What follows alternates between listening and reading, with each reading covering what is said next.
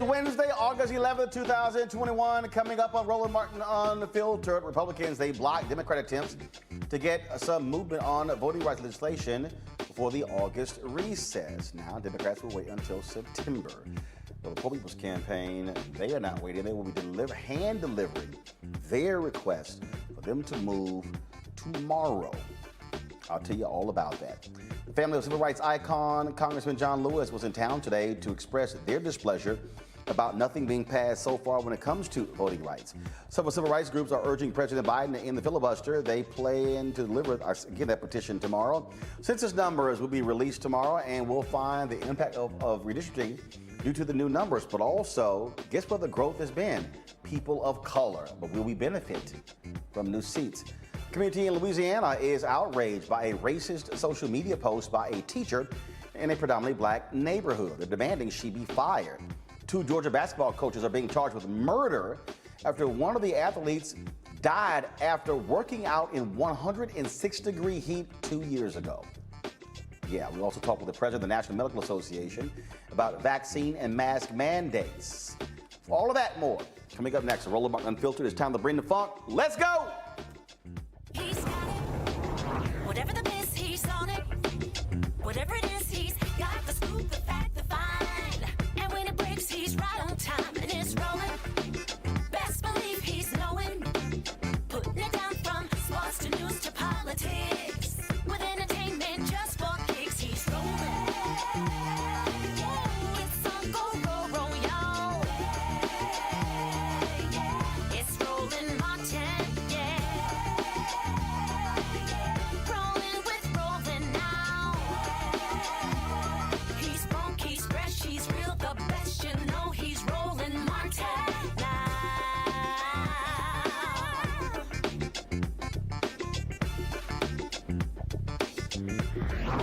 Martin. The attempt by Democrats to get consideration for voting rights before their recess got blocked by Republicans early this morning. Senate Minority Leader Mitch McConnell quickly rejected Majority Leader Chuck Schumer as he tried to bring up Senate Bill 2093, a revised version of Senate Bill 1, the For the People Act, after the chamber approved a budget resolution. Even at this late hour and before the conclusion of the session, this chamber is going to take one more step in the fight to protect voting rights in this country. In a moment, I will move to discharge the Rules Committee from further consideration of the For the People Act, a vehicle for the Senate to have a debate on voting rights. It is my intention that the First Amendment to the bill would be the text of a compromise bill that a group of senators are working on. Let me be very clear. This is a debate the Senate must have. In America today, we are witnessing the most sweeping and coordinated attacks on voting rights since the era of Jim Crow. Reactionary Republican legislatures are making it harder for poorer, younger, and non-white Americans to vote, while at the same time making it easier for partisan actors to steal an election. Well, here we go again, colleagues. We've seen this once before, and I think it's fitting that after passing this budget resolution full of reckless taxing and spending, we end the evening with an effort to federalize, take over all elections all across America by the federal government. Now, we're hearing there's going to be a substitute, but what's technically before us is as follows. After ramming through this reckless taxing and spending spree, here in the dead of night, they also want to start tearing up the ground rules of our democracy and writing new ones, of course, on a purely partisan basis. I suppose the timing actually makes sense, given the terrible votes that every Democratic senator has just cast here tonight. I can understand why their thoughts have turned so quickly to their next elections. And Senator Ted Cruz of Texas objected to the measure shortly after 4:30 a.m. The Senate voted 50-49 to approve a motion to discharge S1 out of the Senate Rules Committee, meaning it advanced out of committee into the Senate floor. Since there was no movement during this session, Schumer promises Voting rights will be the first matter of legislative business they will take up when lawmakers return from recess on September 13th. Now, today, the family of civil rights icon John Lewis was in town. They are not happy the Senate did not pass any legislation. Lewis's two brothers and niece stood with Transformative Justice Coalition on the Supreme Court steps today, pleading with President Joe Biden to do whatever it takes to pass the For the People Act and the John Lewis Voting Rights Act. This is a wonderful day in our nation's capital, but I cannot say that based upon what has happened and what has, more importantly, what has not happened. What has not happened is that our Senate of the United States is not in session right now. What has not happened is that the For the People Act that would cover millions of Americans, people of color, communities of color, has not been passed. What has not happened is that what is necessary to be certain that our democracy is protected and that right to vote is protected has not happened.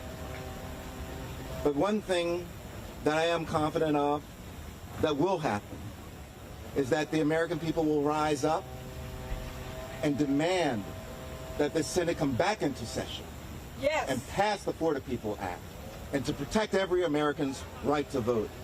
We have a current fight that is worthy of the same spirit and stamina that our hero, John Lewis, brought to the Selma, to the Edmund Pettus Bridge in 1965 that led to the passage of the Voting Rights Act of 1965, which is under serious attack and is being assaulted by state legislature after state legislature. H.R. 1, as we know, was designed to protect the people, to make it easier for them to vote, not harder. H.R. 1 and H.R. 4 was actually written by the late Congressman John Lewis. H.R. 4 actually put in place to enable states to put in their own laws about voting, making it harder, scaling back. We was talking at breakfast this morning, I used an analogy which I thought was very fitting. If you keep slicing the voting right, you keep taking parts out of it. It's kind of like a cake sitting on this counter here. You keep slicing parts all around it. Very soon, there's nothing left. And the congressman worked more than 60 years of his life protecting the voting rights. Yes. And when you protecting the voting rights, you're not only protecting just voting rights. Yes. You're protecting a wide range of rights. Yes.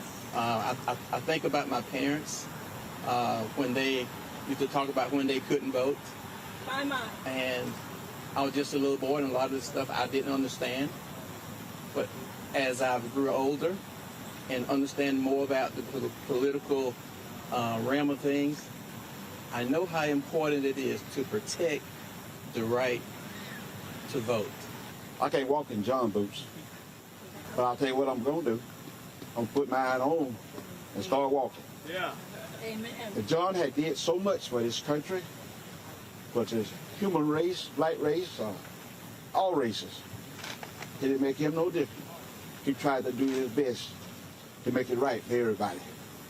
So I'm going to pledge today that I will fight non-violently till everything goes that John voted for it to go. Yeah. And I recently heard a song that John Lewis still lives. Yes. He still lives. He still lives. And if we keep that in our mind and run this race with patience, Yes. we will see the evidence that John Lewis still lives. I am proud to be able to vote simply because of all of the hard work he done. I am able to vote because of the beating he went through. And because of that, I stand here proudly, like my uncle said, putting on my shoes, ready to fight ready to walk, ready to stand still, ready to sit if I have to do what's needed to make sure this vote, this act is passed. Yes. SR will be passed. SR2 will be passed. HR1 shall be passed. HR4 shall be passed. Why? Because we need to make it easy for us to vote. We need to make sure we capture the information that will make it possible for people to vote without being persecuted, without being ridiculed, without being held down, pressed down. We've been pressed down long enough. Now it's time to vote. Now it's time for us to be able to vote freely. Now we have to focus on our future. And if we don't pass this bill, what's going to happen to the generation to come? Right. What's going to happen to our grandkids and our great-grandkids? What's going to happen to your great-grandkids? What's going to happen to your generation as well? Because one thing we know, Uncle Robert didn't just stand for black. He stood for all. He wanted all men to be equal. He wanted all men to have the same justice. And so with that being said, we must vote. And long live John Lewis. Now, tomorrow, several voting rights advocacy groups from across the nation will join Congresswoman Eleanor Holmes Norton to deliver a petition to the White House, as well as Senators Schumer and McConnell. That petition will urge the president to publicly urge the Senate to end the filibuster, ensuring a crucial bill is passed. In fact, before we actually came on the show, I got a text message from Reverend Dr. William Barber, and this is what he sent me as well. He said, Poor People's Campaign, a national call for more revival, a national multiracial faith leaders and Texas legislators to hand deliver moral challenge to defend the infrastructure of our democracy to Senate and White House leadership. A delegation of multiracial national faith leaders, they're going to deliver that to, again, as I said, Senate Majority Leader Chuck Schumer, Senate Minority Leader Mitch McConnell, President Joe Biden, and Vice President Kamala Harris. They will include Bishop William Barber, Reverend Dr. Liz Theo Harris, co-chairs of the Poor People's Campaign, Dr. Jim Winkler, President and General Secretary of the National Council of Churches in Christ. So now they're going to start, they'll gather outside the Supreme Court at 10 a.m. For a news conference tomorrow, then walk over to the Senate offices together to deliver the urgent demands. The letter will demand in the filibuster, fully restore and expand protection of the 1965 Voting Rights Act, passage of all provisions of the bill John Lewis wrote, the For the People Act, an immediate increase in the federal minimum wage to $15 an hour. They will deliver these demands 6 days after the 56th anniversary of the 1965 Voting Rights Act. Joining us right now is Cliff Albright, co-founder of Black Voters Matter, and will be one of the folks who's going to be with Congresswoman Holmes Norton tomorrow. Cliff, we've talked about this beforehand, the constant pressure that is needed. We saw the action that took place today. Congress did not move. The Senate Republicans blocked them again.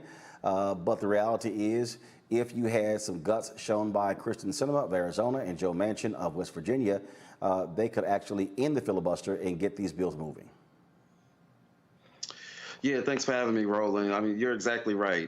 We need those senators, and not just those senators, because it's those two, and they might be the worst and most stubborn of the crew. But there's some other ones that have been a little problematic and on the fence in regards to the filibuster. You know, there's people like Senator Coons from Delaware and Carper and a couple of others. And so, you know, what we've been saying is that recess can wait, right? That the Senate should not have recessed until they dealt with voting rights. They suspended their recess, including over the weekend, so that they could deal with this infrastructure bill. If they could do that for infrastructure, then surely they can deal with one of the most fundamental rights that this country has, which is the right to vote, and passing this voting rights legislation. They failed to answer that call. Be it as it may, then we're adjusting the call from recess can wait to recess needs to be cut short. They can come back early from this recess.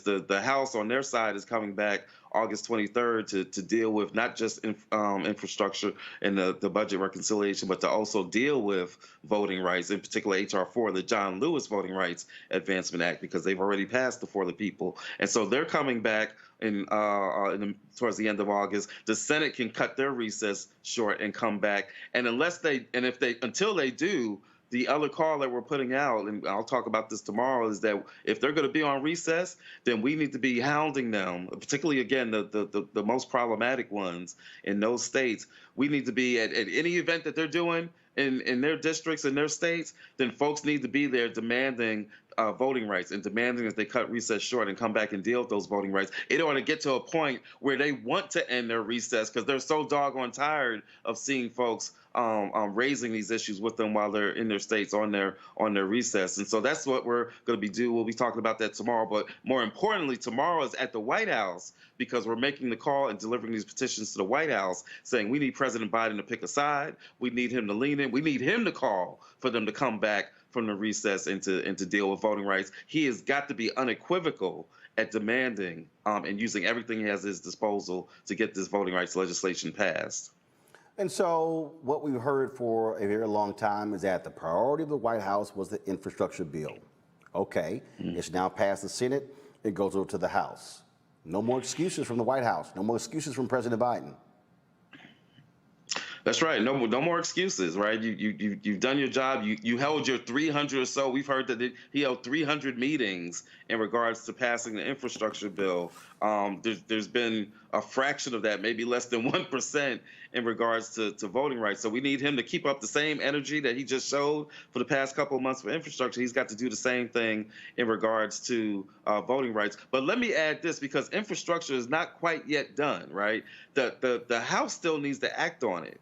And so part of what we're also going to be saying, even though we appreciate our friends over in the House, they were the first to pass H.R. 1. They've been the ones, 4 members, as you know, 4 members of the Congressional Black Caucus arrested over the past month, demonstrating for the For the People Act. So we know that they've done a lot, but we might need them to do a little bit more, because we have got to start connecting this issue of infrastructure to voting rights. The same way Congress, including Nancy Pelosi, is saying that they're not going to pass that infrastructure bill until the Senate takes action on reconciliation, the same way that she and the House are connecting those issues, we need them to connect it to voting rights. In other words, President Biden, until we get some action, and Chuck Schumer, until we get some action on the For the People Act, this cherished infrastructure bill that y'all just passed, it may not get acted on in the House. That's a call that we need to start putting out to those who are on our side and friendly on the House side.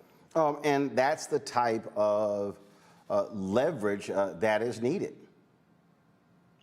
Yeah, I mean this is a lesson in power. I mean, at the end of the day, you know, it's a moral lesson. You know, it's an issue about voting rights and civil rights and all that. But, you know, if we're not clear, this is about power. Mitch McConnell is unapologetic and unashamed about the ways that he uses his power for the wrong. He uses his power against those who are marginalized, against Black and brown voters and young voters and veterans and disabled folks. They are not ashamed about the way that they use their power for the good. We've got to be not ashamed about the way that we use our power and the way that we ask our friends, again, those that are supposedly on our side. We need them to use the power that we have given them. This is about power, and we're going to be making the demand that we connect these issues. So again, you've demonstrated, President Biden, Chuck Schumer, you've demonstrated that you care passionately about infrastructure, probably more passionately than you care about voting rights. Well, guess what? Right now, we're more passionate about our voting rights than we are about that infrastructure. And if we need to connect those two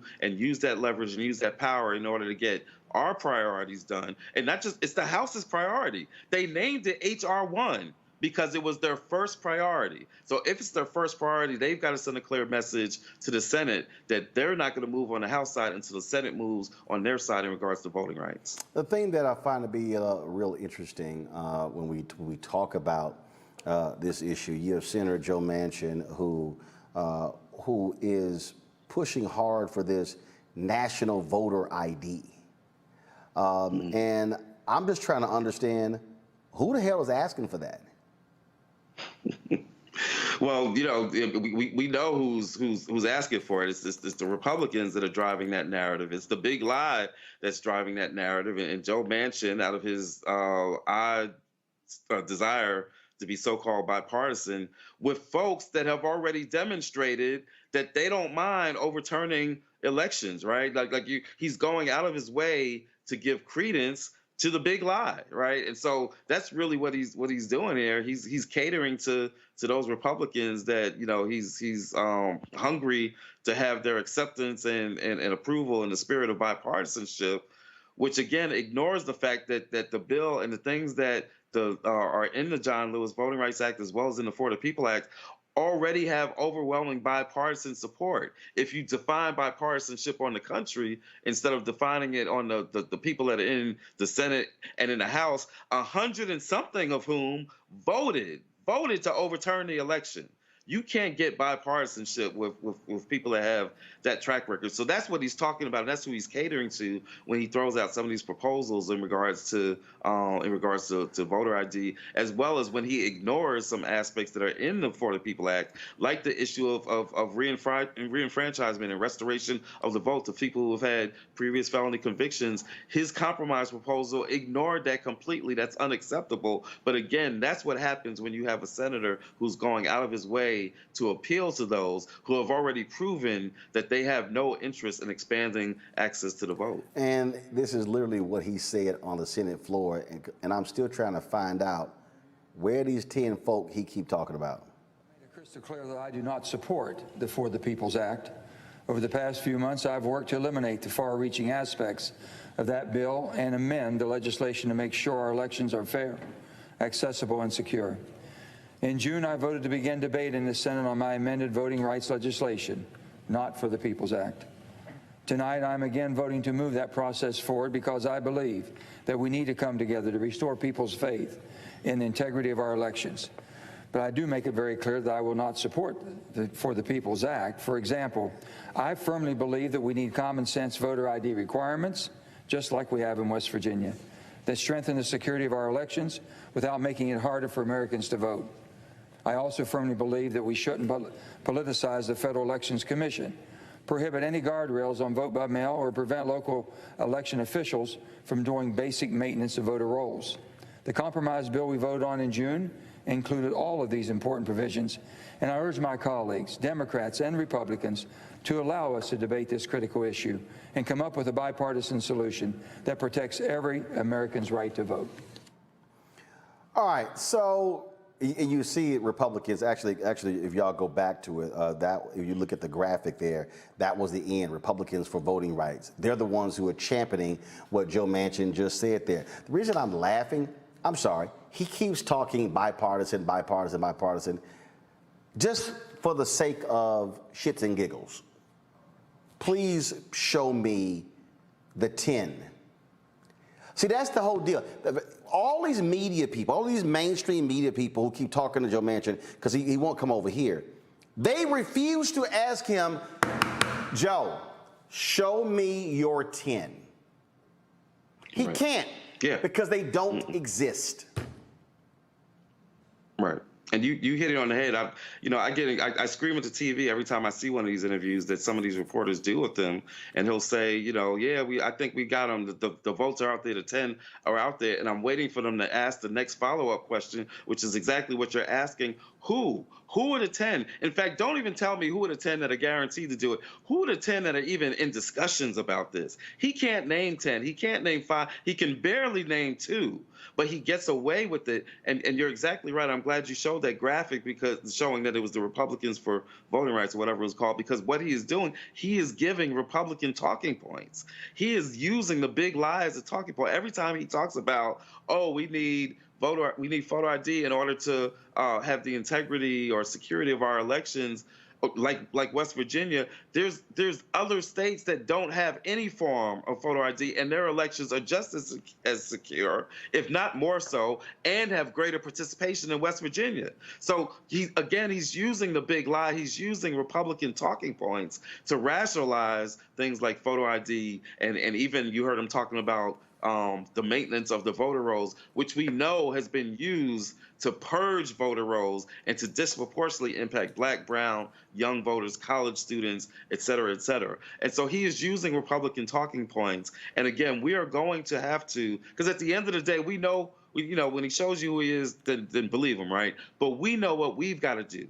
We've got to show up. We've got to support people in West Virginia, because they exist, that are trying to hold him accountable. We've got to support that process. We've got to support direct action. We've got to support and encourage civil disobedience, and not just in West Virginia, and not just in Arizona, but in Delaware, in New York, where Chuck Schumer is, as well as in at least 3 or 4 other states where there are Democratic senators that have been on the fence about the filibuster. We have got to be ungovernable, and we have got to let them see us everywhere they go, in the spirit of love and accountability, right? But we have got to have civil disobedience in order to let them know that we are serious when we're talking about voting rights. Because at the end of the day, our voting rights are connected to all these other issues that we're dealing with, including COVID, which is ravaging parts of this country. Cliff Albright, co-founder of Black Voters Matter. We surely appreciate it, man. Thank you so very much. Thanks, Roland. Bringing my panel now, Robert Patillo, Executive Director, Rainbow Push, Coalition Peachtree Street Project, Monique Presley, Legal Analyst, Crisis Manager, Georgia Fort, independent journalist. Glad to have all 3 of you here. Robert, I'll start with you. I really do get a kick out of every time I hear Joe Manchin talk. And all these folk keep saying, oh, bipartisan, bipartisan, bipartisan, bipartisan. And I just sit there and go, y'all, he lying.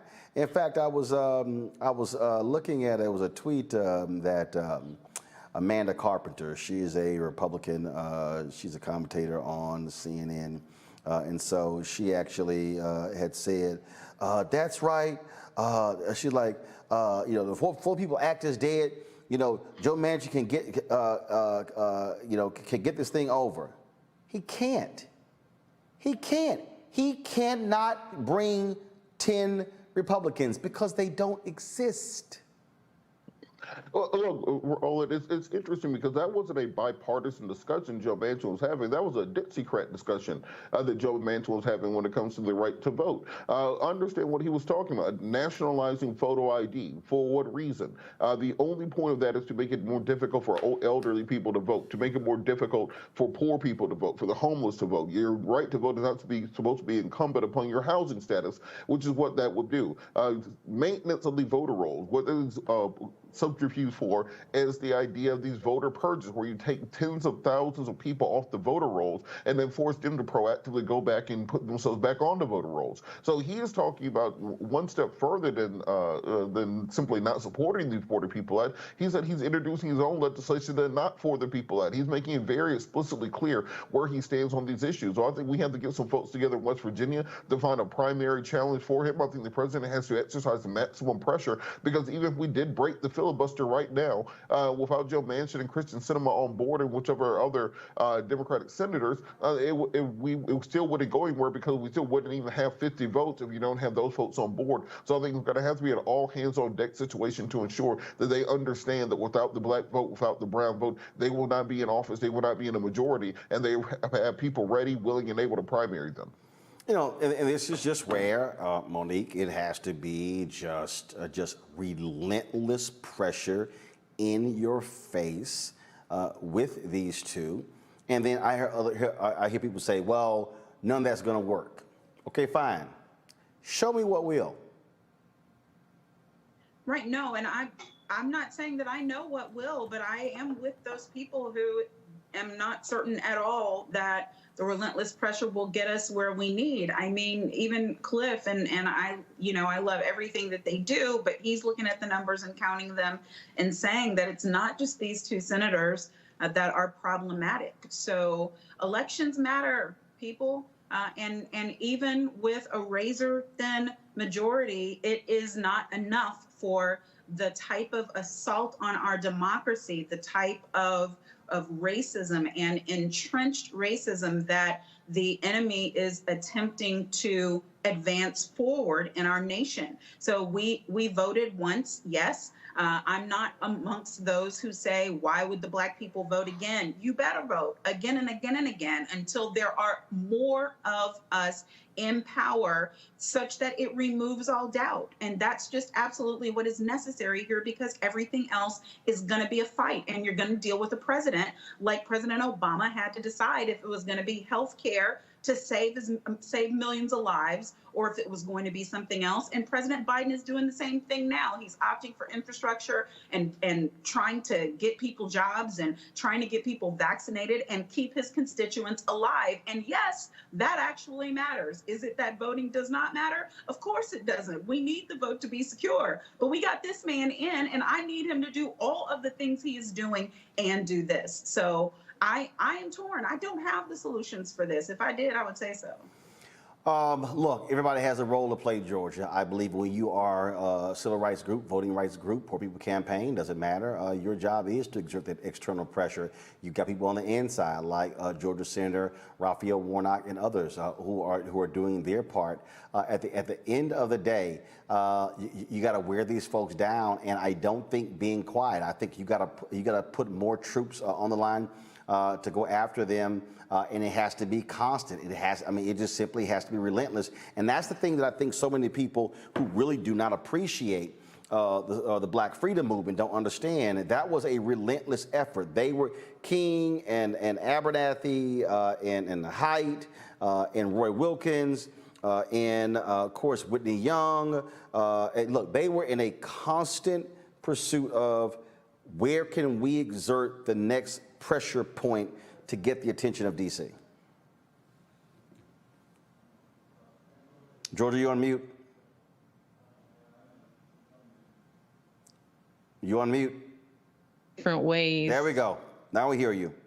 I was going to say, Roland, I couldn't agree with you more. And I'm glad that you brought up the historical component, because as a journalist, really trying to center our narrative in the facts of where our nation has come from in terms of voting rights.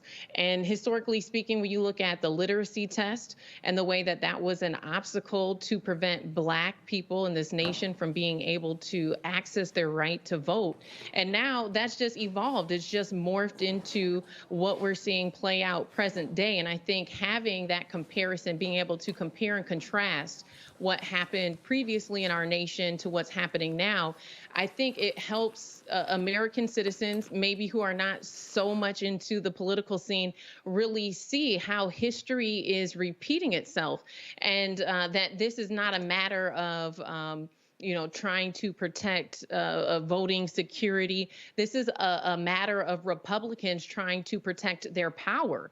And so they're using this as a strategy, this attack on voting rights, voting suppression that we're seeing play out right now is not about the security, right? It's about how can we maintain power? If we can't convince you to vote for us and keep us in office, how can we dismantle your right to vote? And so I do think it serves us well to examine exactly how we can apply pressure from different points. And so even if you're not in DC, even if you're not represented by some of the politicians who are leading on this issue, you can absolutely organize and galvanize in your own communities to make sure that the voting rights of those in your community are protected. Every time I hear Joe Manchin talk about, it's all about the security like we have in West Virginia. Dude, there's no evidence of all of this rampant voter fraud. It is a Republican lie.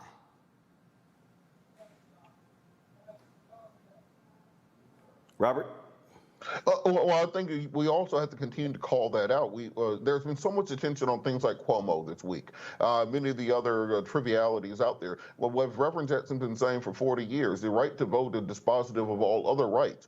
There is no infrastructure bill if you do not have a protected right to vote. You don't get that majority that they have to pass things through reconciliation without a protected right to vote. And the fact that these states are doing this at the exact moment that suddenly many traditionally red states are starting to turn purple, if not blue, as Georgia did, I think it's the most obvious way of explaining that the only purpose of this was to make it more difficult for Black and brown people to vote. I don't understand how you have a president who loses an election by 3 million votes, then they let 500,000 people die, and they lose an election by 8 million votes, and then suddenly you're saying, well, we have to make sure these elections are secure. You need to have a party that represents a majority of the American people if you want to win a majority of the votes, and stop just diddling down with the rules and work on that to recruiting more people to your side of the argument. So I think there's a lot of work that needs to be done, and we have to attack it from all fronts, because if we allow this to stand, then it will just simply be going back in this circle over and over again. We shouldn't have to win by a landslide every time just to eke out a victory. We should actually have fair rules where votes count the way they're supposed to. And we see exactly what is going on, Monique. We tie what's happening here with these voting bills that are being passed or being trying to force through by Republicans. Then we also have to think about what's going on with United States Census. These things are tied together. The reality is the census is going to have a direct impact on representation. Now, these things matter because tomorrow the Census Bureau officially begins this decade's round of redistricting. And on the clock, we'll start with just about every state that's going to be drawing new congressional maps. Now, here's the piece. According to the 2020 census, as of April 2020, the population of the United States is 331,449,281. All right? Now, that means based on the population count, the congressional apportionment will shift 7 seats in 13 states.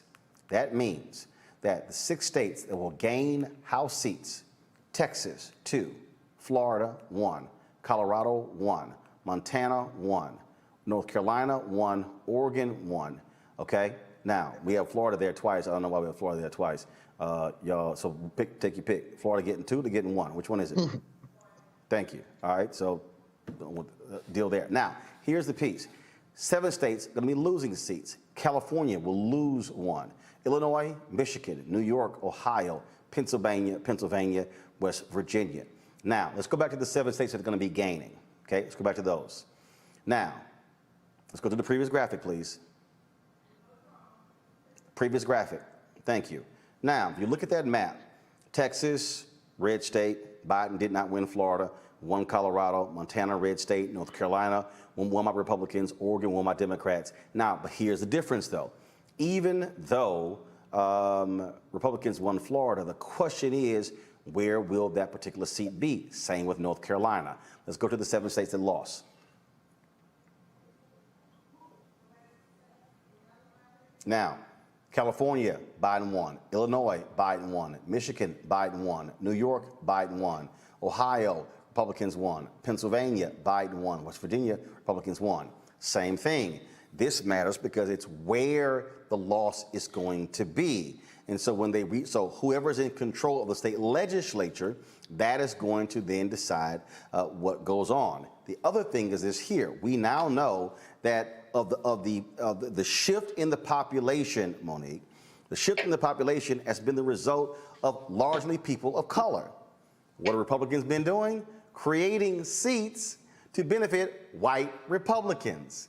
And so in Texas, you're from Texas, Texas in the last census gained seats due to Black and Hispanic. Republicans said, we'll gladly take those and basically elevated white Republicans, and then that's what may very well happen again. Yeah, and it's hideous. And these are the types of facts, frankly, Roland, that I believe need to be dead front in front of our people's faces, because we perish for lack of knowledge. So we have people still, even as we watch people die unvaccinated and due to this pandemic, we have people still in the face of job loss and in Texas in the face of hideous mismanagement. I mean, just a complete F of a governor. And they're still saying it's all politics, and I don't like to talk politics, and politics doesn't matter, and they're all the same. No, they are not. That is not true. That is a lie that they are perpetuating so that we stay home, so that we do not vote, and so that we do not speak out. And so now we are literally watching as our number grows in terms of majority status, and we decrease in terms of leadership. And the only way that happens is through the corrupt grab for power. And it can only be stopped, as I said, if we are awake, if we are active, if we are standing up, if we are putting on pressure, and if we are doing everything we can to secure the vote. It really is laughable, Georgia, when you see what they're doing. And I keep saying this is all about maintaining white supremacy, maintaining white power, because they are fearing the demographic shift that's happening. Absolutely. Without a doubt. I think you hit the nail on the head. That's the essence of this fight. And so people at home sitting back watching this play out on CNN, on MSNBC, I think that they should be asking themselves before they get to the poll and find out they can't vote because their right to vote has been taken away from them.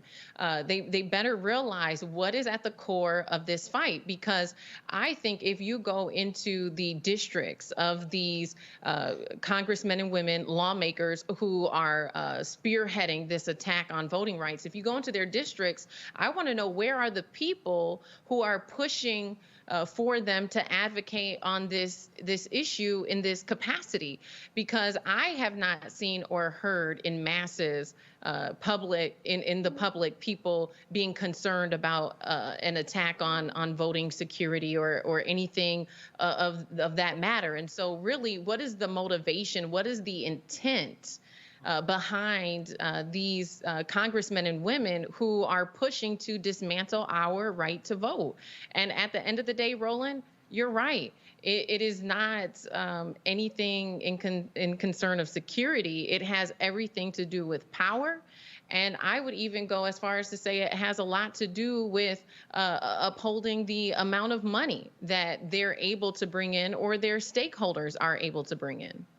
Robert, the thing that, again, I think when you see what's going on here, you're seeing significant money from very rich Republican donors. There was a story I was reading in the New Yorker. They were talking about who is funding the big lie, and it showed the folks, many of these billionaires, folks who are backing them. And that's the thing. But this is so reminiscent to me of the Civil War and post-Civil War Reconstruction, where you had the bourbon class, where you had the aristocracy, where you had these rich plantation owners who were funding many of these initiatives. And there was these broke-ass folks, these poor white folks who were out there fighting on the battlefield. And I'm sitting there going, y'all don't even realize that you are fighting against your own interest. Well, the corporate class have figured out how to weaponize and commoditize white supremacy, and making these folks think that as long as you uphold white supremacy, even though you may personally be in poverty, that you benefit from that system. We have to look at what's going on the national level, and then look at Georgia as a petri dish, because that's how things normally work. 2004, we have the reauthorization of the Voting Rights Act, spearheaded by Reverend Jackson, signed into law in 2005. As a result of that, Georgia passed one of the nation's strictest voter ID laws, and indeed it was struck down in 2005 as a poll tax in the state of Georgia. Why is this important? Well, 2006 they reformed it, they put it into place. At the time, you had two previous Democratic governors, Zell Miller and Roy Barnes. You had many African Americans and Democrats elected statewide. After that new voter ID law went into place in 2006, you did not have another Democrat or African American elected statewide for more than a decade thereafter. And because of that voter ID law, they were able to get control of redistricting in 2010 and 2011, and were able to put Democrats in a permanent minority through gerrymandering and packing districts. And despite the fact that Georgia is a state that's 35% African American, there's a constitutional majority for Republicans in the House, the Senate, and every single statewide elected office until Warnock and Nassau. So this is why when we say these fights for voting rights are so important, because they are not just one big swing. It's a systematic effort over the course of years, over the course of decades, to overhaul and take control of American elections against the will of the American people. They always talk about defending and upholding the Constitution. There's nothing more deleterious to the Constitution and to Western civilization than these attacks on voting rights. Look, these things are happening. They're in our face. People need to understand exactly what's going on. And so we're going to keep folks apprised of this. We're going to keep the pressure going. All right, folks, got to go to a break. We come back.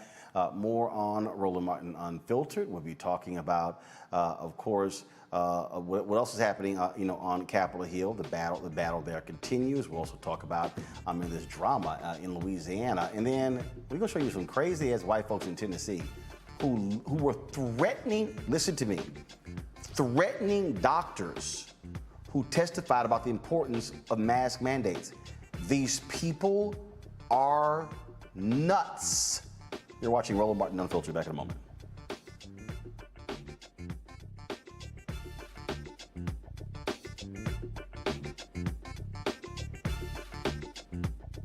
White supremacy ain't just about hurting black folk. Right. You got to deal with it. It's injustice. It's wrong. I do feel like in this generation, we've got to do more around being intentional in resolving conflict. You and I haven't always agreed. Yeah. But we agree on the big piece. Yeah. Our conflict is not about destruction. Conflict's going to happen.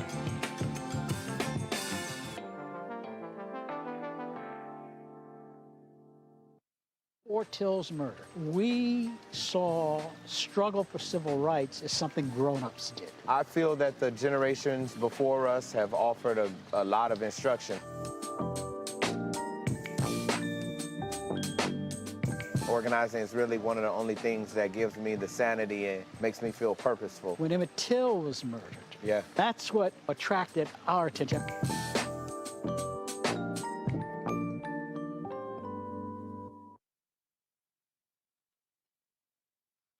Hey everybody, it's your man Fred Hammond. Hi, my name is Brescia Webb, and you're watching Roland Martin Unfiltered. Ow. Well, I like a nice filter usually, but we can be unfiltered.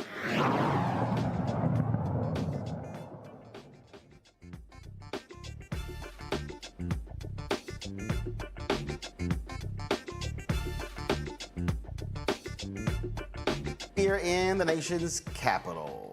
Let's go to Louisiana, where the Louisiana community is demanding the firing of an elementary school teacher over a derogatory Facebook post. Julie Colley is a tutor and the in-school suspension facilitator at a predominantly black elementary school in Lafayette, Louisiana.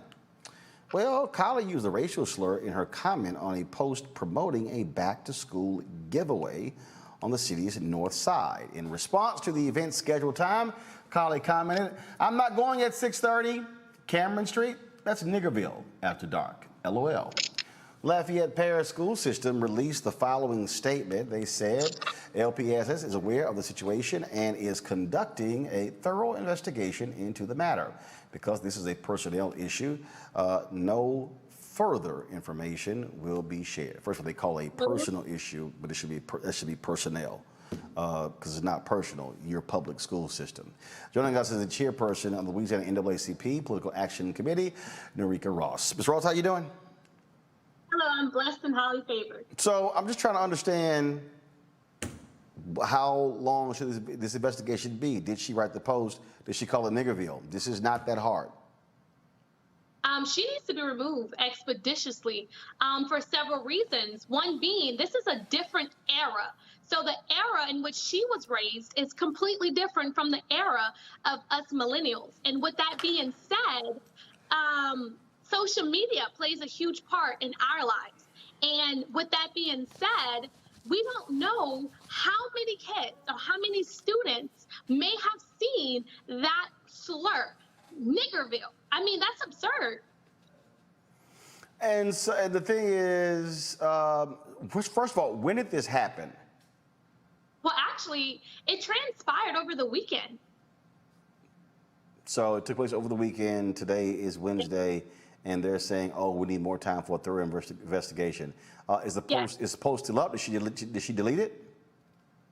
Well, I heard rumors that she claimed her account was hacked, or then I heard another rumor that one of her relatives utilized her device and made that comment, and that. Honestly, that's something you would anticipate someone to say, either their account being hacked or a supposed relative, that's a typical lie. Well, and again, that's always the, I've been hacked. Oh, so that's the only comment they made. So if they hack you, they made no other post anywhere else, just this particular one here. Exactly. And out of all the people in the United States, they choose this individual, and they also choose that individual to make a racial slur on a post in regards to our community. Yeah. What have you been hearing from parents? Well, honestly, as a Black mom, as a mother with two African American kids, honestly, I would not want to bring my kid to that school until that teacher was removed and they do a thorough investigation to see if there's any other like-minded individuals who have poisoned the minds of our most vulnerable, which is our youth and our African American youth at that. Well, we certainly be watching and see what happens here. It's inexplicable that this just sort of happened, and then it was just sort of happenstance. And so let us certainly know what happens in the future. Absolutely, and the superintendent, Miss Irma Trosclair, needs to do her part. Okay. All right. We appreciate it. Thanks a lot. Have a blessed one. All right. Let's go to Georgia, where two basketball coaches are facing murder charges. On August 13, 2019, Imani Bell collapsed during outdoor basketball drills. The heat index that day, folks, was 106 degrees. 106 degrees. Now, what was interesting in reading this particular story is that they were outdoors for basketball drills, but basketball is played inside. Also, what we heard from the account is that they were forcing them to run around the track, run up a hill, and that one of the coaches was walking along with her and started running along with her to encourage her. Now, there are actual rules in Georgia that prohibit external or outside activities when the heat index is 95 degrees or higher. Why were they outside when it was 106 degrees? In a moment, we're going to be joined by the family attorney. I want to go to Robert. Robert, you're there in Georgia. This is one of those things here where it is beyond sad that a family loses a child who is trying to play basketball over working out, over conditioning drills. Again, as I said, the rules are clear in Georgia. If the heat index is 95, above 95, you don't go outside. It was 106 that day in Georgia. You're absolutely correct. And I think this is why we have to have these safeguards in place and why we have to ensure that these people are punished, these people are prosecuted for what they did to this young child. Because quite frankly, there is this sometimes old school mentality that you're supposed to get out there and sweat and struggle and suffer to build character and treat you how to overcome adversity. No, science is science. And a young person's body cannot handle a heat index of that nature. Also, each individual has their own capacity for cardiovascular exertion. So I think that it is a good sign. We're actually seeing educators and other individuals be prosecuted for these sorts of things, because we cannot afford to lose a single young person or a single person in general to these sorts of excesses in this mentality of the past. You know, it was Georgia. As I saw this story, I mean, I just couldn't help but shake my head. Thinking about these coaches again going through these conditioning. And I'm still perplexed going, why the hell are you outside? Basketball is played indoors. You can run laps inside. You can run wind sprints inside. Why in the heck are you outside? Yeah, I think that it is indicative of the culture where sports, this idea, especially for young Black men, the pressure to perform in sports, to be able to advance in your educational career. There's so much pressure. I remember living in Columbus, Georgia, and seeing some fathers training their kids by driving in the vehicle and making their kid run in front of the car and just forcing them to run and run and run and run in preparation for football season. And now that is a sport that's played outdoors. But here in the event where you have a kid who's playing basketball, why would you subject them to that type of heat when you know that it's dangerous? And so I think that you have a situation here where the staff was pushing the students entirely too hard. The one thing that breaks my heart also in looking at this case, not only the fact that they violate the district's policy to not have these children out here if the temperature is higher than 95 or the heat index is higher than 95. But the GBI, the Georgia Bureau of Investigation, their spokesperson, Nellie Miles, they decided in their investigation that this was accidental. And so it contradicts the other findings that we're seeing in the indictment and the charges that are being brought forth, calling this manslaughter. And so I would like to see that same level of accountability that we're seeing now in the criminal justice system, that same standard of accountability held by the GBI in their investigation as well. Those coaches were La Rosa Maria Walker Osakari and Dwight Broom Palmer. Those are their photos right there. And I'm quite sure, and again, well, hopefully it will be, let me know when we have Justin Miller, who is the attorney for the Bell family. The thing here is you're coaching a high school girls basketball team. And again, pushing them to the brink is just nonsensical. But we see this crazy stuff. I mean, I think back to Monique, and again, the folklore when it comes to coaches. You know, in 1954, Paul Bear Bryant was the head football coach at Texas A&M. They've talked about the Junction Boys. A movie was made out of it, and it was how he drove them in the heat, and guys were throwing up and deprived them of water, and they hated him for it. But later on, how they just had so much respect for him, and again, it has turned into this mythic. Just amazing story, the Junction Boys and what they went through. They could have died. They could have died playing a game, and it's a game. But when we create these legends out of these type of stories on how they just know you're weak if you drink water. No, what's wrong with you? No, you must fight through this. That's the kind of crap a lot of coaches get off on. Right. Well, all of that is true. And of course, coming from Texas and being involved in sports and running laps in 90-degree and up weather regularly, and that was something that was commonly done. There are reasons why we have these laws now, because young teens and soon-to-be adults were passing out, having heat strokes, dying. Same thing is true of concussion injuries, and why we have those rules now. But I mean, Roland, look at other folklore. Look at pledging. It was thought for many decades, even maybe centuries, that if you didn't get beaten, if you weren't hit with a paddle, that you weren't legitimate in many fraternal organizations, white and black, and that was just beating. So that's dumb as hell. And there's still people who think that today, and they will make light of, oh, you skated through because you didn't get beat. Man, kiss my ass.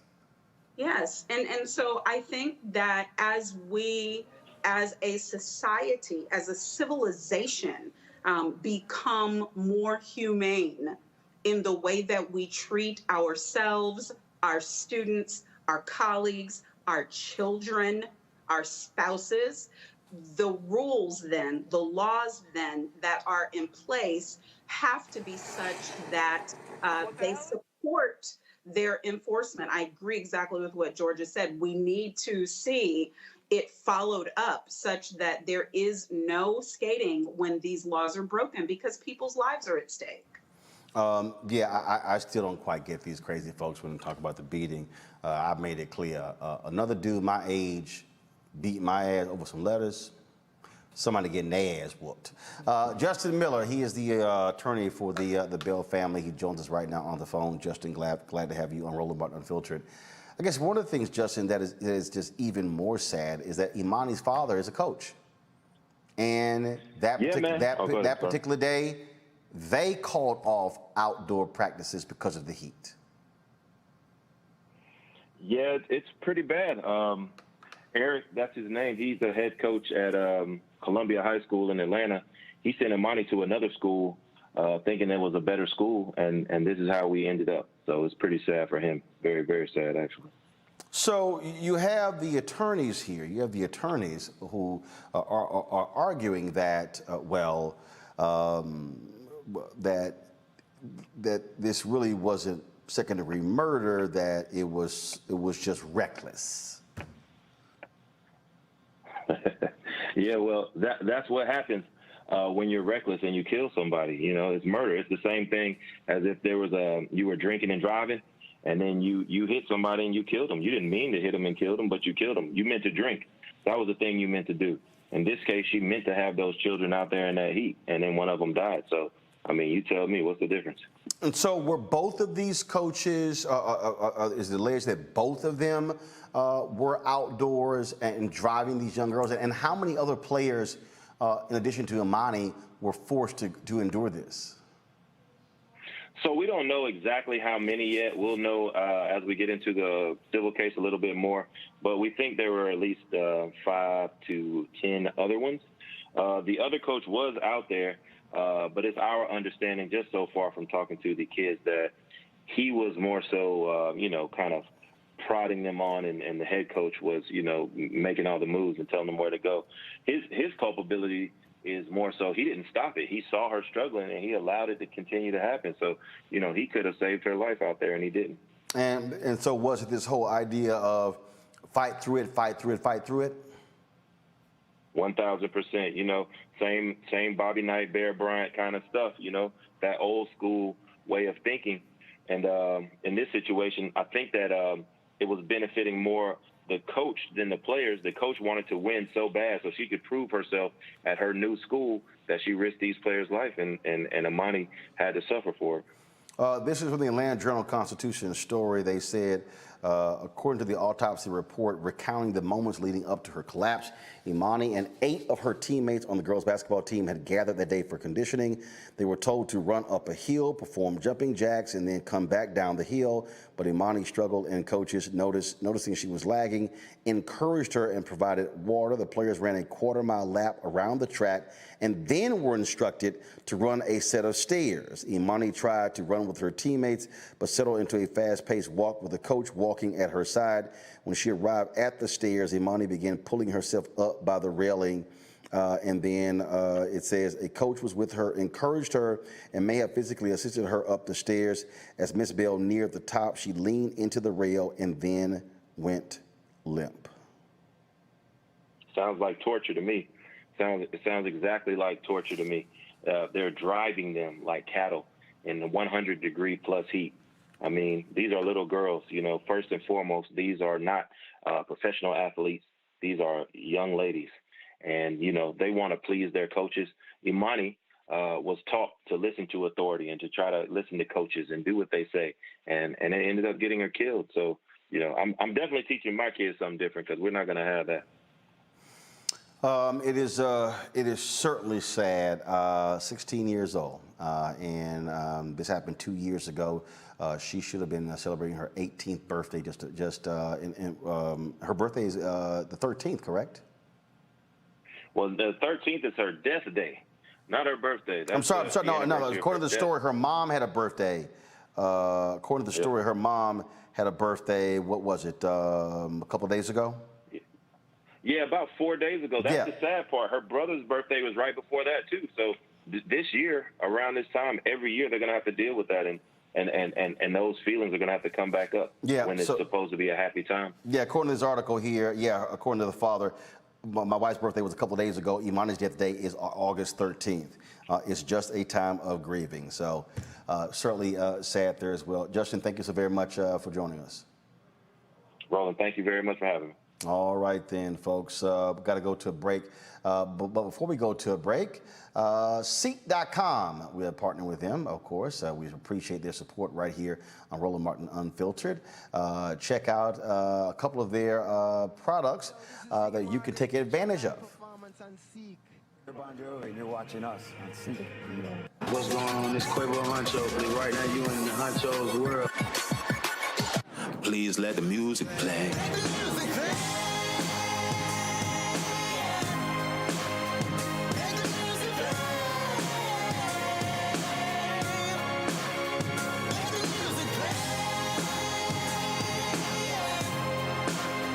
enjoy the Seek.com video by using one of their virtual reality headsets, all you do is just pop your phone right here into the VR headset and enjoy the content. You can also take advantage of their 360-degree headphones.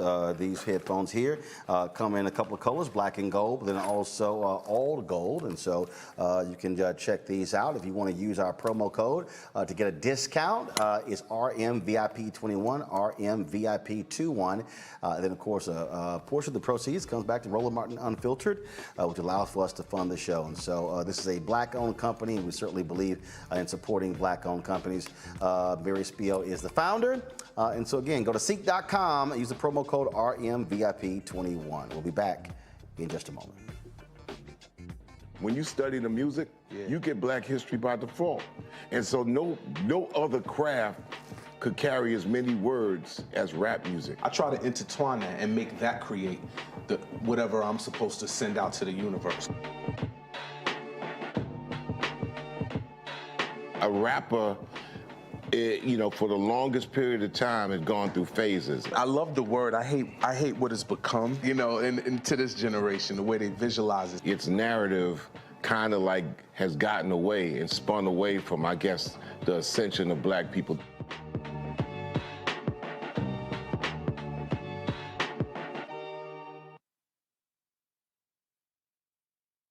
Black women have always been essential. So now how are you going to pay us like that? And it's not just the salary. I mean, there are a whole number of issues that have to support us as women. Yeah. That's what we deserve. That we shouldn't have to beg anybody for that. And I think that we are trying to do our best as a generation to honor the fact that we didn't come here alone and we didn't come here by accident. I always say every generation has to define for itself what it means to move the needle forward.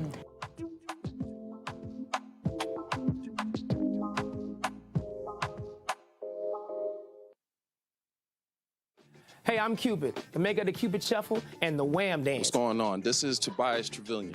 And if you're ready, you are listening to and you are watching Roland Martin Unfiltered. Folks, as of today, there are nearly 37 million reported COVID cases in the United States. 634,698 people have died. Right now, there are only 16 U.S. states and territories with mask mandates. Man, that is American Samoa, California, Connecticut, D.C., Guam, Hawaii, Illinois, Louisiana, Nevada, New Mexico, New York State, Puerto Rico, Rhode Island, U.S. Virgin Islands, Virginia, and Washington State. Earlier today, California Governor Gavin Newsom announced that all teachers and school staff must be vaccinated or undergo weekly COVID-19 testing. This is the first state in the nation with this requirement. And then you have people refusing to comply with mask mandates anywhere, especially when it comes to schools. Now, what's interesting is that in Florida, they're asking the federal government for ventilators. Yeah, ventilators, while DeSantis, the governor, Ron DeSantis, is telling school districts, I will withhold the money of the pay of superintendents and school boards if you have a mask mandate. Now, here's what I find to be interesting. Ron DeSantis, children go to a private school where they have a mask mandate. Senator Ted Cruz of Texas, Ted Cancun Cruz, whining and complaining, his kids go to the private school where they got a mask mandate. So the mandates are good enough for their children, but they want to tell public schools, no, you can't. Joining us now, Dr. Rachel Villanueva, Vice President of the National Medical Association. Glad to have you, Doc, on the show. It has to be just nerve-wracking to look at Florida asking the federal government for additional ventilators because their numbers are blowing up. Yet you have the governor who is doing everything he can to oppose the efforts. In fact, same thing happening in Texas.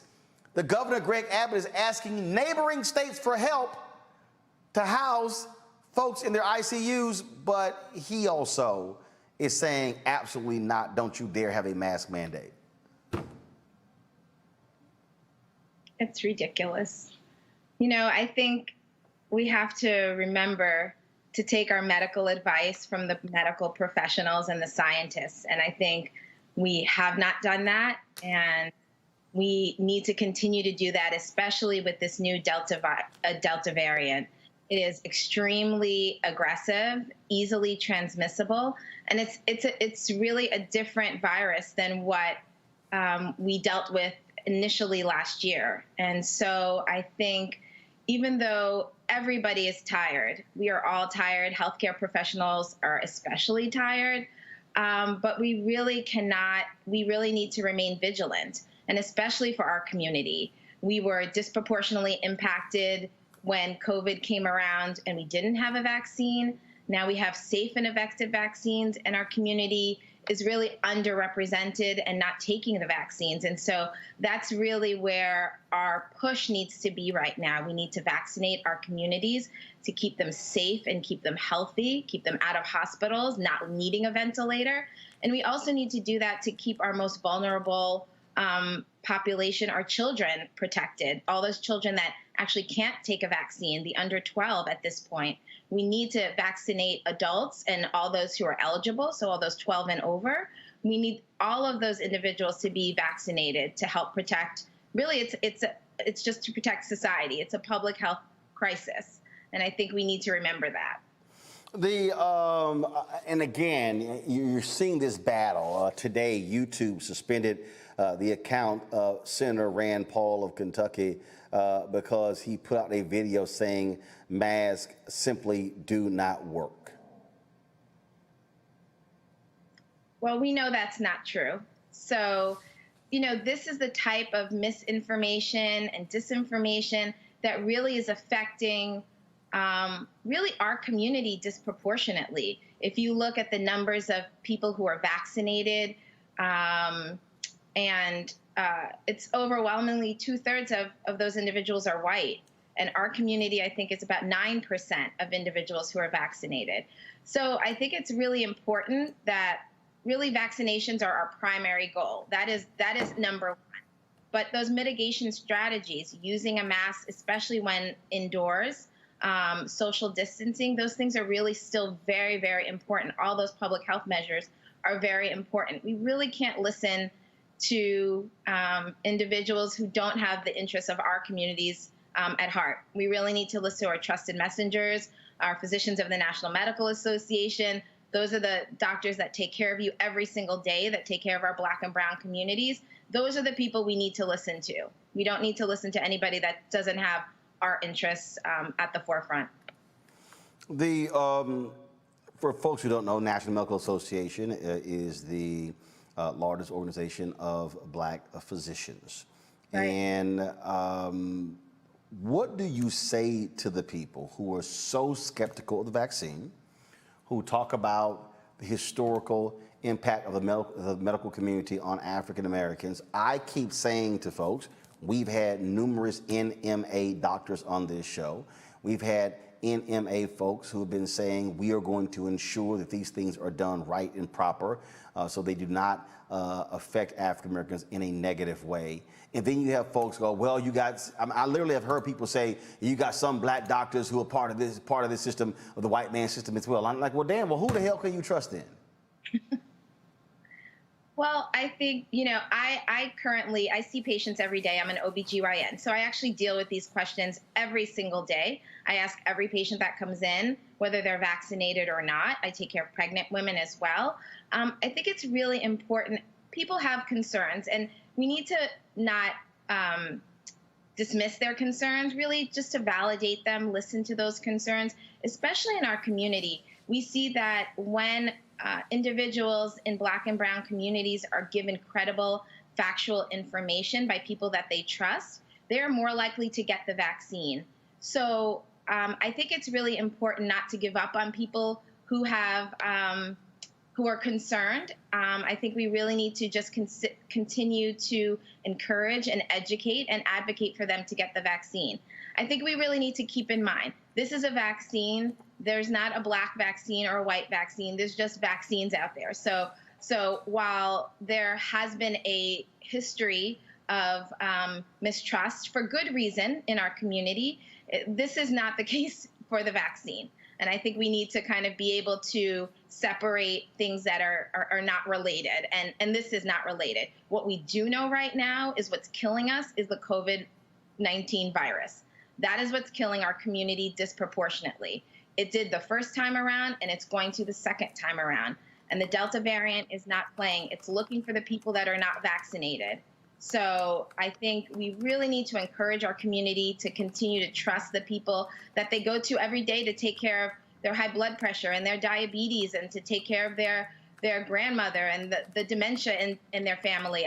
You know, it's always concerning when people trust their doctors for those things, but then for some reason think their doctor's part of some conspiracy when it comes to the vaccine. We certainly aren't. I ran to get my vaccine. So, and you know, I had a mother who was hesitant or concerned about getting the vaccine. And it really took a few months for me to convince her to get vaccinated, and to just to reassure her that they were safe and effective. And now we have real world data. We have millions of people in the United States and around the world who have taken the vaccine. They are safe, they're effective, and we need to use them. All right, Dr. Rachel Villanueva, President, National Medical Association. Glad to have you on the show. Thank you very much. Thank you for having me. All right, folks, y'all know what time it is. No charcoal grills are allowed. I'm white. I got you, Pearl. Yeah, illegally selling water without a permit On my property. Whoa! Hey! You don't live here. I'm uncomfortable. So there are a whole bunch of crazy, deranged white conservatives in America who are losing their minds over mask mandates. Oh my God, they just can't tolerate these things. Well, in Franklin, Tennessee, which is the richest city in Tennessee, last night there was a school board meeting. And there were doctors that testified, medical doctors that testified at the school board meeting about a mask mandate. Watch these yahoos after the meeting.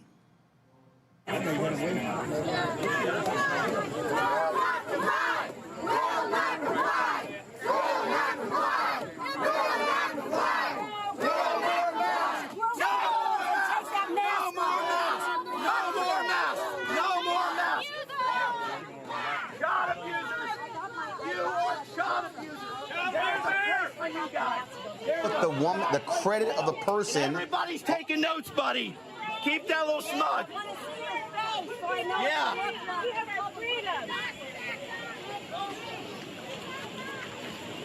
The fine job you boys do protecting us.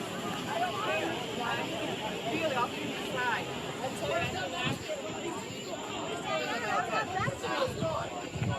Put it back on. Put your mask on. Poor kids stuck in that bacteria. How do you like that?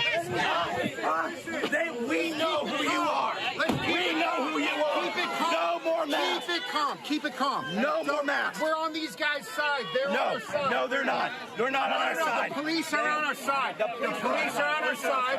Let's calm down. Yes. Calm down. We know who you are. We know who you are. You can leave freely, but we will find you, and we know who you are. You will never be allowed in public again. You will never be allowed. You never let him be allowed in public again. Hey, sir. I know who you are. Let him out. Let's let him out. Let me get him out. Whoa! You better watch out. You better watch out. You better watch out. Keep it calm. Everybody back up. Please. Everybody back up. Back up. Back up. I'm back, man. I'm on your side. Please. Back up. I'm a parent. Give me a lane. Let me out. Peace. You're good. Peace. Let him in peace. Peace. Be easy. Everyone. Peace. Peace. Peace. But we know who you are. You know who you are.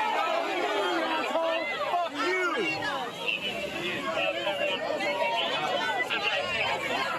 Folks, did you see that? That was a reporter for the Tennessean. Her name was Allison. She posted that video. We'll get a full name in a second. Natalie Allison, do you hear them saying there, Georgia, we know who you are? We're coming after you?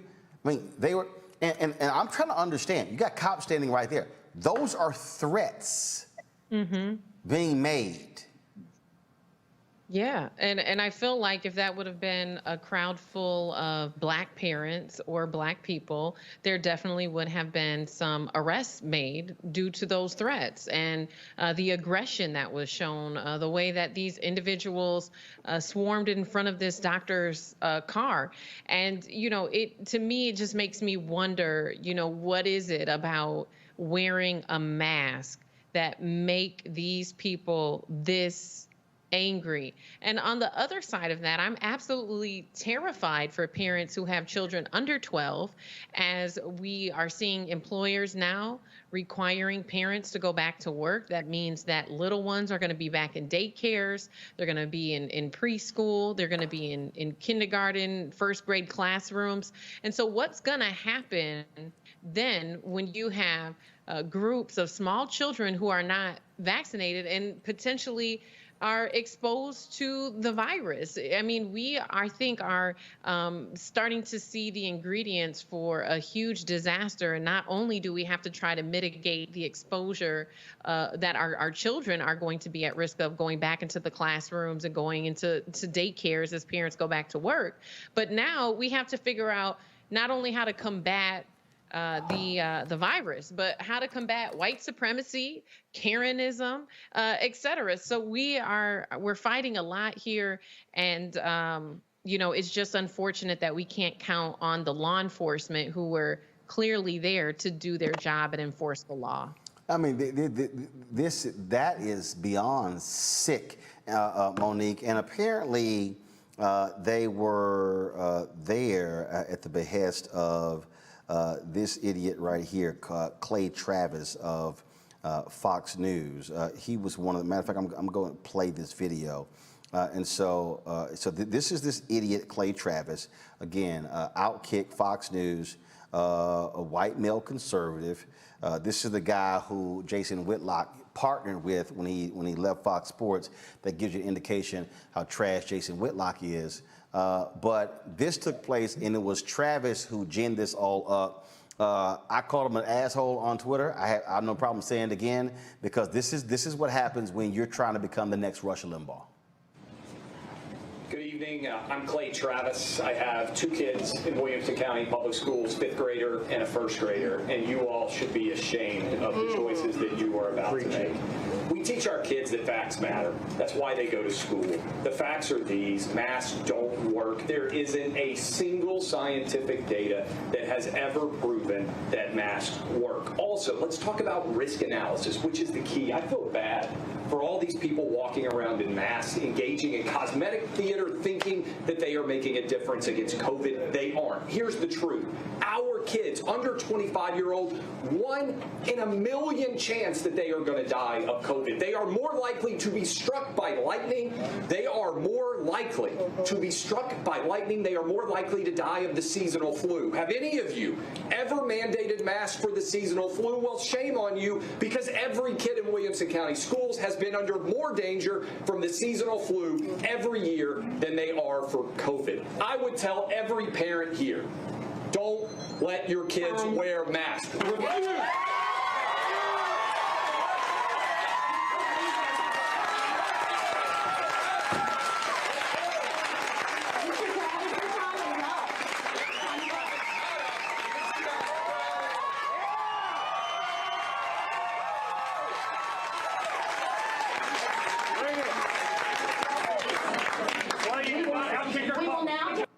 So all those idiots, 1 in a million. I bet not one of them want their kid to be that 1 in a million, Monique. Right. So, and that was the only thing he said that was accurate. All of the rest of it about the fact that masks don't work, that's not true. That you aren't safer wearing them than not, that's not true. That children, really, we're looking at the numbers of pediatric cases, pediatric hospital cases now spiking. And so that's like saying, because they're not going to die from it, we're good with them having it. What rational parent, what parent who's actually thinking about the welfare of their family member thinks along those terms? My children would not die of measles, mumps, or rubella, but that doesn't mean that I want them to have it just because the chances are slim that they would die from it. It's all absurd. But what strikes me more so than that is the whims of the crowd, the way that our citizens can be manipulated, that our country really is just a few Jim Joneses away from being a dictatorship where everyone is following not their own interests, but the interests of another, and they are sacrificing their own well-being, their lives, their finances, their education, their stability, their health, all for the sake of a dear leader. And for anyone who thought that that could not happen in this country because of the way that we were founded, you need to wake up and pay attention and see that it is happening. Are they the minority? Yes. But the numbers are large enough that we all should be more than concerned. Well, here's the thing that that's a trip, Robert. So this idiot, Clay Travis, posted this. These are the people who couldn't get into the meeting. Watch this.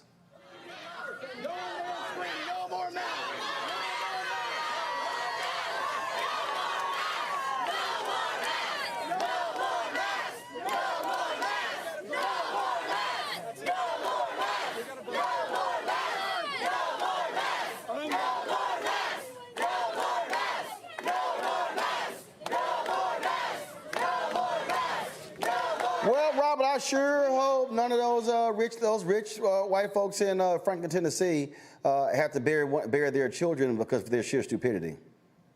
You see, Roland, this is a perfect Glock 43 situation. That's going to be your subcompact. That's going to be something smaller than, a Glock 19 or a Glock 17 that you can fit in for concealed carry. So you can either have it in an abdomen holster or you can even have it in a small handbag or purse for a situation like this. Now, can I implore people to do not get an extended clip or extended magazine for a subcompact pistol, because with a 30-round magazine that's bigger than the pistol itself. Just train enough where you know how to do a proper switch of your magazine, so if you need to reload, you can do it in an expeditious period of time. But when people start I don't know what the hell you talking about, but go ahead. You're going to need to I have no idea what the hell you talking about. Look, Roland, if your car gets surrounded by a bunch of crazy MAGAs saying that we know where you're at and what you're going to do and how they're going to get you, get yourself a nice Glock 43 to keep yourself safe. But those folks are crazy. All we doing is hitting the gas pedal. Go ahead. Well, I think it's hold on. I'm just saying, surround my big ass Navigator. Okay, trust me. I'm gonna put a Lincoln imprint in the middle of your chest. Go ahead. Well, look, we're dealing with a group of people who are disconnected from reality. When he says masks don't work, remember earlier this year when we had a mask mandate and then we got rid of it presumptively because we thought everybody was going to get vaccinated? What happened the minute we got rid of the mask mandate? All of a sudden, you got 100,000 people a day being infected with COVID. That's the empirical evidence that you need. These people are completely separated from reality. They see this as a cultural war issue. They see this as an oppressive tyranny, Marxist state trying to take their liberty away from them. This is all they have left to fight for. So we are in a very tenuous period of time where these folks will storm the Capitol. They will storm school board meetings over CRT that they don't understand. They'll storm the schools over mask mandates just because somebody doesn't want to. Even the kid isn't going to die from COVID. He might infect the janitor or the school resource worker or the lunch lady or an administrator or someone along those lines, or he might catch it at school and bring it back home and kill grandma. So these people are disconnected from every bit of reality or objective fact, and we have to make sure we are prepared as a community in case these folks get another January 6th in mind now on a national level. I'm telling you, I'm just looking at these crazies here, and that's what they are, and I am happy to see Georgia. I am happy to see school districts. The Houston Independent School District, the Dallas Independent School District, the Austin Independent School District, Broward County in Florida. I'm happy to see these school districts telling Governor Greg Abbott of Texas and Governor Ron DeSantis of Florida to go to hell when it comes to them and their mask mandates. They're saying, no, we're going to require it and take your executive order and shove it. Yeah, I think it's the smartest thing to do in order to keep our children safe. And we know, historically speaking, just because something is legal doesn't mean that it's right. And so even though we can't count on some of our governors and mayors to do the right thing, parents need to lean into the fact that they have a choice. They have a choice to homeschool. They have a choice to request distance learning, but also a choice to speak out. And so I am glad to hear some people speaking up against this crazy rhetoric that it looks like so many people are getting behind. And what it tells me is that white privilege is important to so many white Americans, and this to me is white privilege, not at its finest, but definitely on full display. I'm telling you, Monique, these folk here, and so now they've shifted from critical race theory now to no mask, fight it. I mean, you got folks like Texas Congressman Dan Crenshaw and Senator Rand Paul telling these people resist, fight. I'm like, these people, I mean, I'm talking about just absolutely out of their minds, absolutely out of their minds.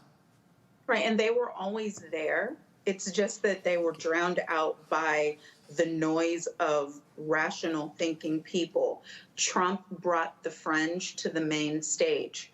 And so now in that space that has been created, we see all of the Clays of the world and, you know, the Tuckers of the world and whoever battling for the control of the vapid headspace of millions of Americans who really will eat sand and think that it is water.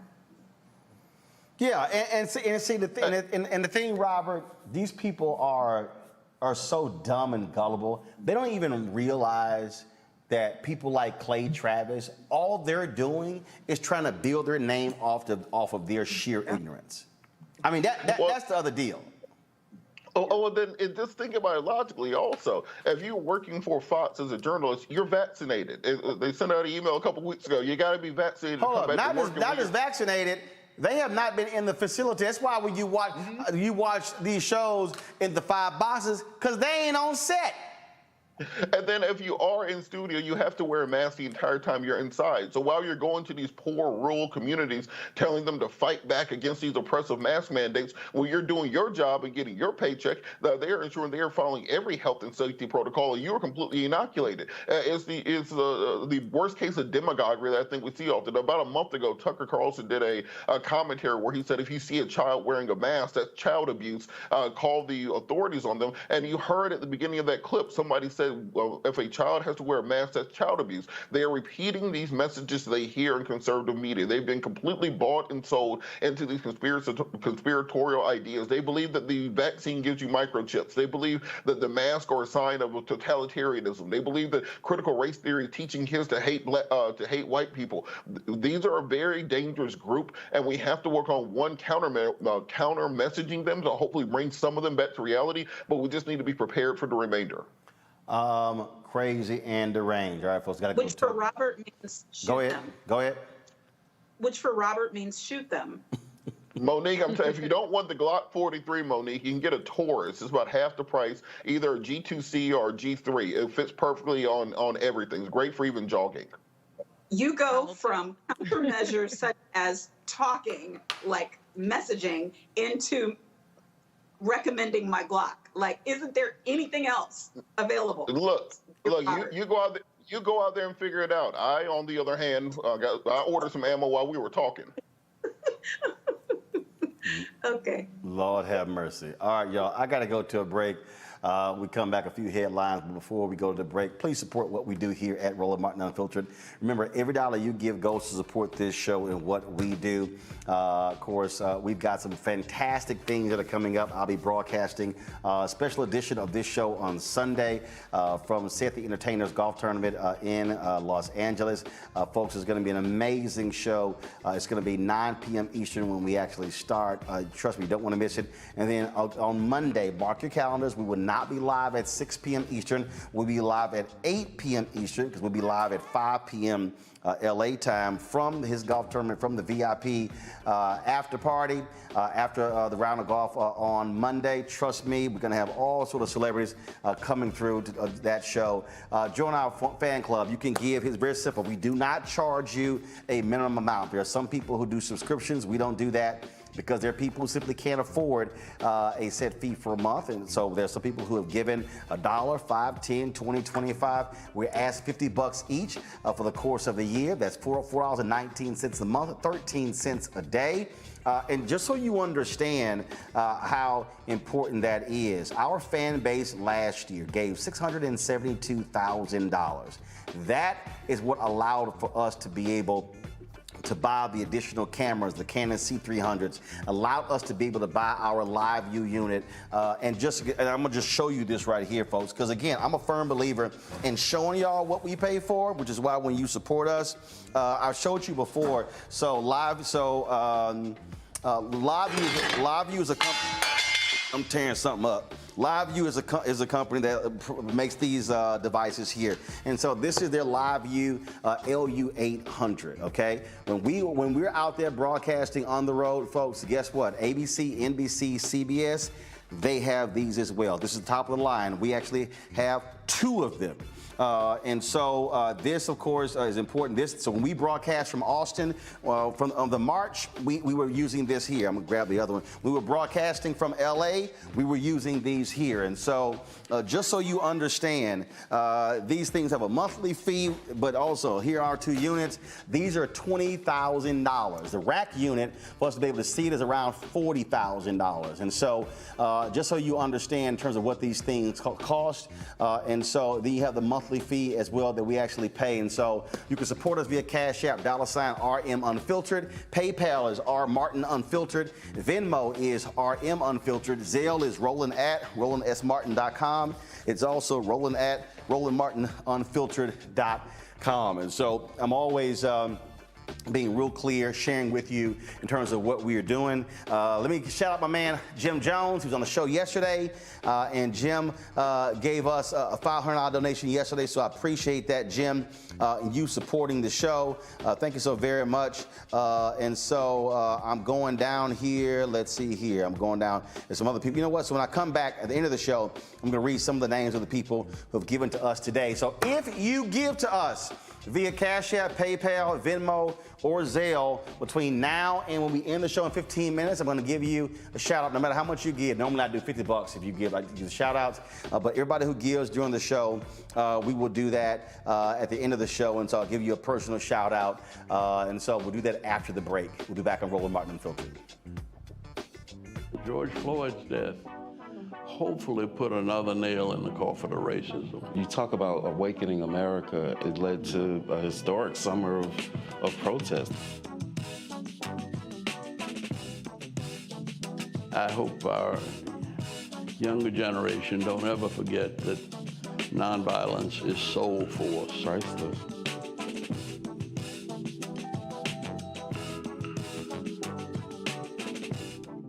I believe that people our age have lost the ability to focus the discipline on the art of organizing. The challenges, there's so many of them and they're complex, and we need to be moving to address them. But I'm able to say, watch out, Tiffany, I know this road. That is so freaking dope.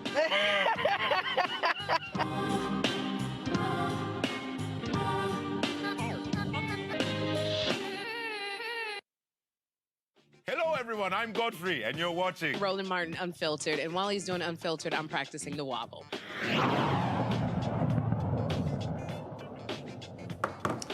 An Iowa man, folks, will spend the next 10 years in prison for shooting into a car filled with black girls after attending a Donald Trump rally. In December, Michael McKinney got to an altercation with the teens and surrounded the teenager's car with other Trump supporters. The car backed up, hitting a pickup truck. McKinney fired into a teenager's car, injuring one of the girls. In June, McKinney pleaded guilty to intimidation with a dangerous weapon and willful injury. In court on Monday, he apologized to the girl he shot, saying he used poor judgment that day. Really, Robert? I've read this case multiple times and don't understand how he avoided an attempted murder charge, or at least a second-degree murder charge, reckless endangerment, negligent discharge, all sorts of other things. These are the lowest, they made it seem almost like it was an accident. He can say, oops, my bad on it. We got to understand that these crazy and deranged people are out here. They are whipped up on a media sphere that tells them that they are the victims and they are fighting back to save their civilization right now. And so we also need to look at these prosecutors and find out what kind of deals they're cutting with people, because he needs to be doing some very serious jail time. I know brothers who were doing 5 and 10 years over weed, and he's shooting into cars, and they're talking about negligent discharge of a weapon. I think the charges are ridiculous. Monique, this is, I mean, again, this is the sort, these people, and I love these people who say, oh no, the more places we have guns, the safer we are. Not from these idiots. Listen, Robert knows exactly why he didn't have any of those other charges, and it's not just his white status. It is the fact that it was young black girls who were in that vehicle. I don't have to start quoting Malcolm X for everybody to understand that it is still true that we are the most unprotected in the United States and in the world. So the value of our lives is down, and the cost of his crime is down as well. So if it had been some white boys and he had shot into that vehicle, he would be looking at hard time, and the charges would have been completely different. This is age old. Them being Trump stupid, that's new, because Trump didn't come on the scene like that. But white men not being held to account for their crimes against black women, that's as old as this country. Georgia. I mean, I couldn't any better than Monique. You know, I interviewed Ben Crump a few times, and one of the things that he always talks about is the two justice systems, one for white America and one for black America. And you see that playing out here in this situation. The criminal justice system was not designed for us. It's not designed to work for us. And so that's why someone like him can get just a little slap on the wrist for something that should have been attempted murder. Speaking of murder in California, the man accused of beating a prominent Bank of America executive is facing murder charges. Police say Anthony Dwayne Turner entered Michelle Avan's home and killed her on August 3rd. She was found by her son the following day. Avan was a senior vice president at Bank of America and helped other African Americans seeking financial industry careers.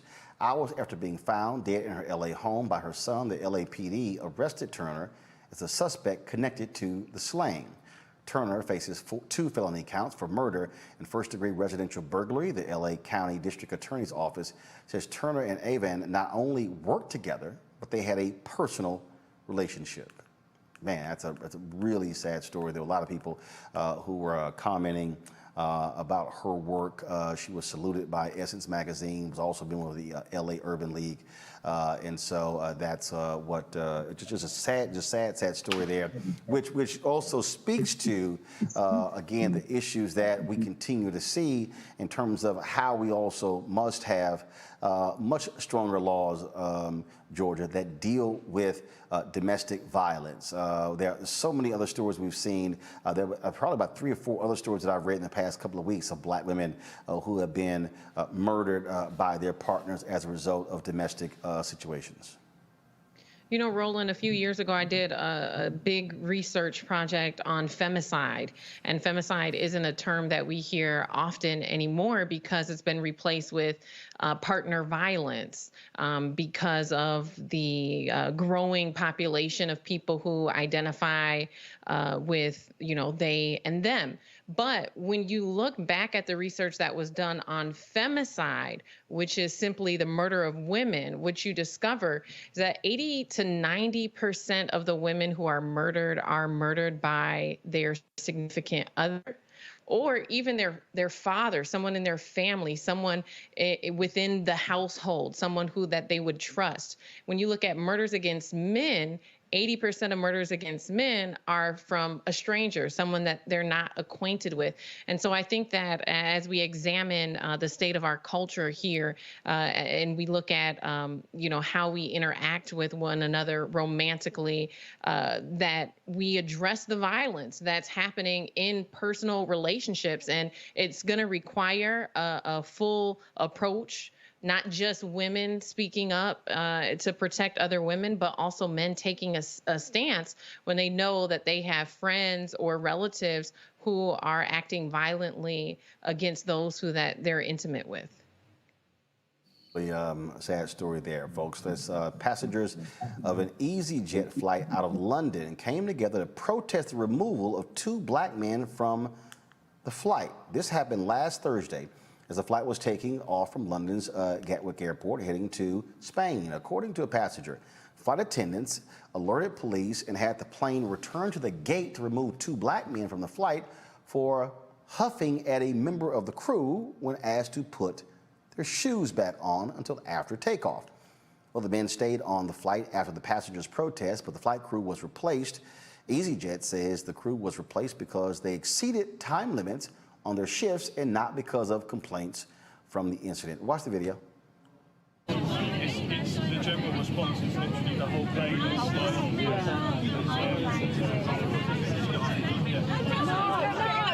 No, don't do that. Don't get off. Don't get off. Sit down. Don't get off. No, they shouldn't. What are they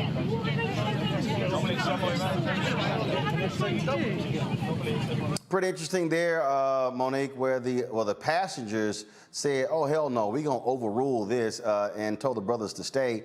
They did. They remained on their flight. The crew got booted. I'm not buying that. They exceeded their time limit. Maybe, but still, it was just great to hear others on the flight who were sticking up for them and not just letting this pass.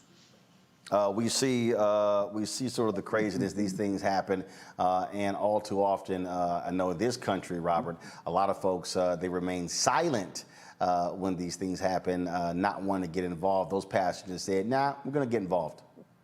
You know, shout out to those European white people. I think that some of our white people here in America can learn from those Europeans about what it means to really be an ally. That is not simply you were your ally during election time or when we can do something for you, but when you see incidents of racial injustice taking place, then you can stand up and use your privilege, use your power to actually speak out against it and stop something from happening. And look, I don't know why the brothers had their shoes off. That sounds very weird to me, quite frankly. No, but, it's not. No, it's not. Robert, I fly all the time. White folks had their shoes off. Hell, they be sitting here with them funky ass toes and no socks on the seats, on the damn wall, sitting in the bulkhead position, and I be looking like, man, take.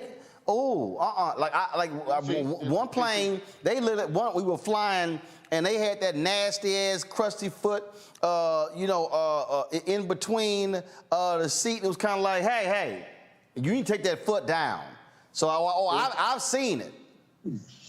See, Roland, this is exactly what I tell this day. I don't care when COVID ends. I still travel with my mask, with a face shield, with gloves, and a bottle of Lysol that I spray on the seat when I sit down for this exact reason. So I'm not saying the foot thing was the best thing for them to be doing, but regardless, I do think that the airline needs to understand better ways to handle these situations. And when you see exercises like this, where there's actually good allyhood, it does give you some hope for the future. So hopefully some of our friends at the Tennessee mass meeting can learn from these European white people how to act a little bit better and be better allies. Well, I just let them know, you bring your little crusty ass feet over here, but look, so I get it. And again, they didn't say they didn't have socks or anything on, but first, also, where's the damn rule that says your shoes got to be on? See, that's that arbitrary BS that you see that goes on, so we know exactly what took place there.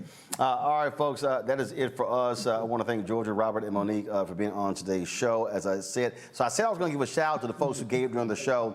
Let me shout out Johnny Burton, thank you for your $10. Samuel Thomas for $100. Michael Burleson for $5. Joyce Jackson Lott for your $100. She said, no shout out necessary. You got it anyway. Sandra Cole, 25 bucks. Fayetta Sawyers, 50 bucks. Tommy Williams, 3. Deborah Elaine Denard, 15. Reginald Ray, 50. Marcus Goodman, 25. Debbie Tate, 50.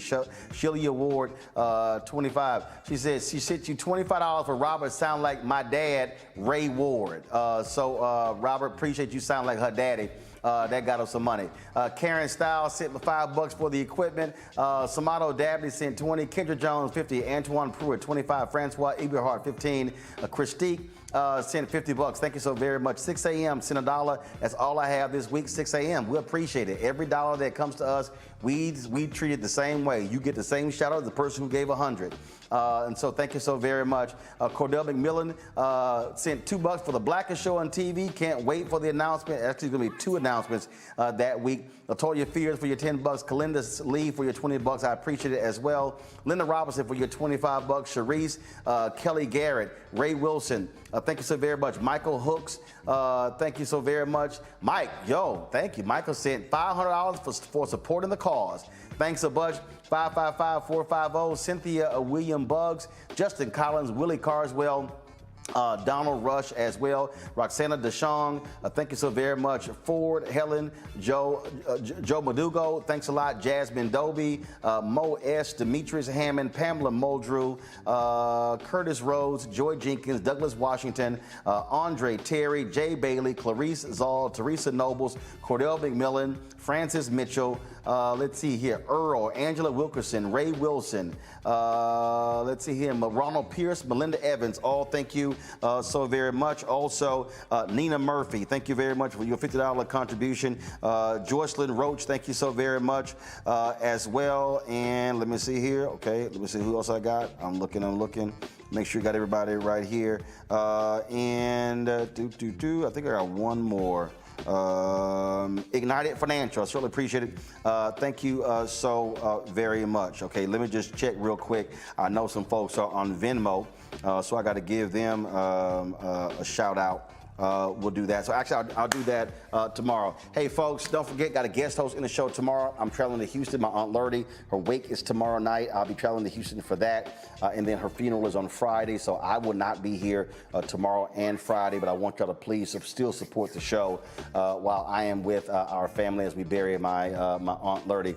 That's going to take place in Houston, and I'll be giving the eulogy for her on Friday at Second Baptist Church. Although they got a 5-minute limit. I'm like, y'all don't have many black funerals here, huh?